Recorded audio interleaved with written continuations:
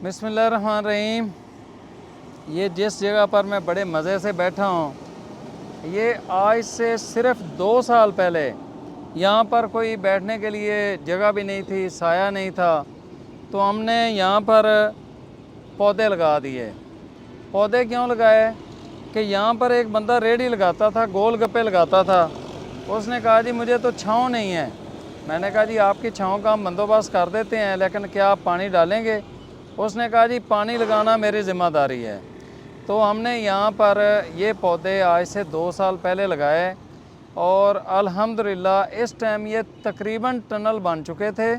लेकिन जब बल सफाई हुई तो वो मशीन ने कुछ पौधों का नुकसान कर दिया, तो उस वजह से अभी पूरा टनल नहीं है। वरना जिस तरीके से मैंने ये पौधे लगाए थे, ये था कि पूरा ये टनल बन जाएगा, पूरी छत बन जाएगी, एक मुकम्मल साया बन जाएगा कि लोग इसके नीचे कुर्सियां लगें 40-50 और लोग बैठकर खाना खाएं या जो भी यहाँ से कोई चीज़ खाना चाहें। तो आप दोस्तों से ये रिक्वेस्ट है कि अगर आप भी किसी भी जगह पर छाँव करना चाहते हैं, आज पौधा लगाएं, 2 साल बाद इसी तरह के टनल आपको जो है वो मिल जाएगा। सिर्फ़ आपने इनको क्या देना है? पानी।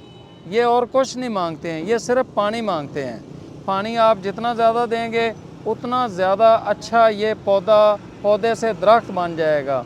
तो हमारी ये काविश आपको कैसी लगी?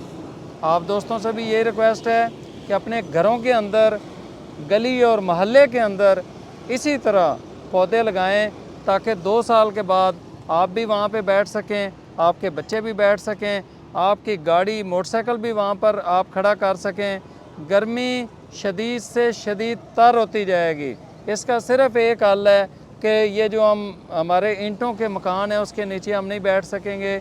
इस तरह दरख्तों के नीचे तो हमारा गुजारा हो सकता है, वरना वहाँ पर तो एसी भी ट्रिप कर जाएंगे, तो फिर कैसे गुजारा करेंगे?